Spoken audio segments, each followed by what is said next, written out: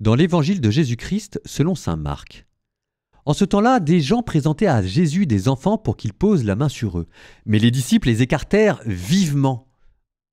Voyant cela, Jésus se fâcha et leur dit : « Laissez les enfants venir à moi, ne les empêchez pas, car le royaume de Dieu est à ceux qui leur ressemblent.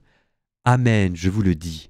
Celui qui n'accueille pas le royaume de Dieu à la manière d'un enfant n'y entrera pas. » Il les embrassait et les bénissait en leur imposant les mains.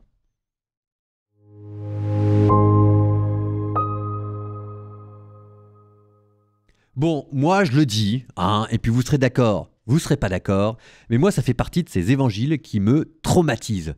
Alors, pourquoi je dis que ça me traumatise ?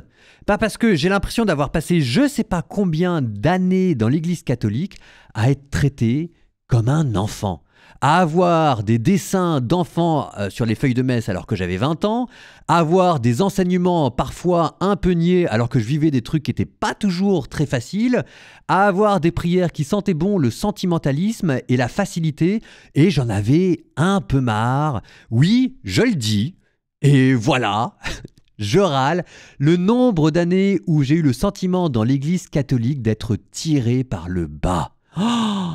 Vous savez quel est le rêve d'un enfant ? Le rêve d'un enfant est de devenir un adulte, d'être tiré vers le haut.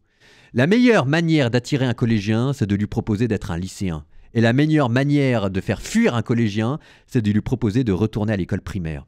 Bon, alors voilà, ça n'empêche pas que Jésus a dit « laissez les enfants venir à moi », donc il faut garder cette espèce d'innocence, cette espèce de spontanéité, cette espèce de fragilité, de vulnérabilité et d'immédiateté qui caractérise la vie enfantine. N'empêche qu'à côté, saint Paul a aussi dit dans ses lettres « bon, écoutez les enfants, c'est bien, maintenant il s'agirait de grandir un peu aussi, il faut passer de la nourriture qui est le lait à la nourriture qui est la viande et qui est plus consistante ».